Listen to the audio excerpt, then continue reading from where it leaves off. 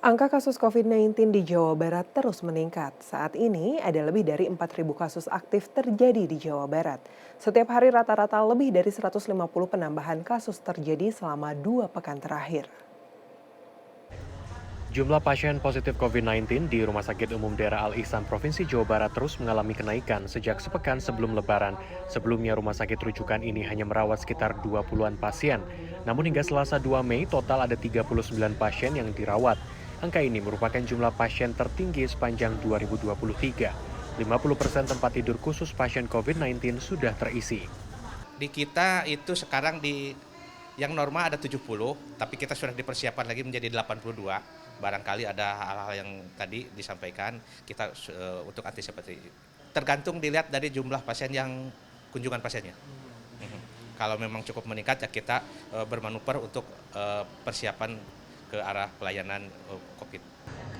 Hingga 2 Mei, Pusat Informasi dan Koordinasi Jawa Barat merilis data total ada 4.541 kasus aktif COVID-19 di Jawa Barat.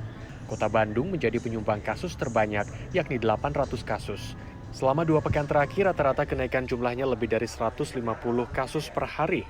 Saat ini, Dinkes Jabar berfokus pada pemantauan kasus setelah libur Lebaran.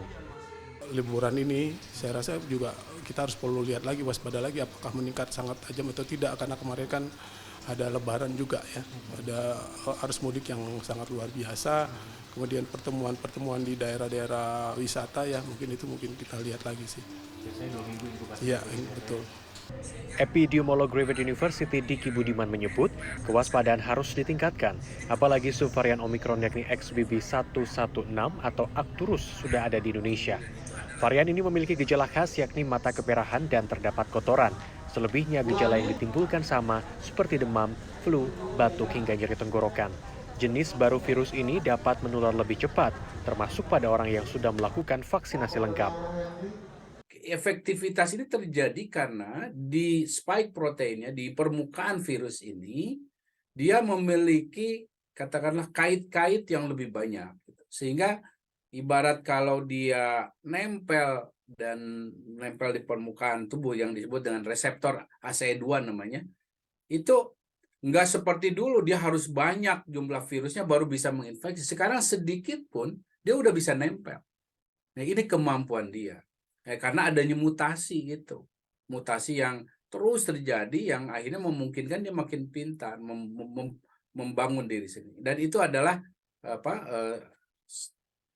kodrat dari evolusi satu makhluk hidup.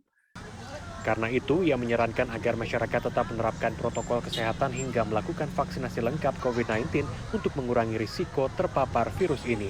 Kiki Aryadi, Kavijati, Bandung, Jawa Barat.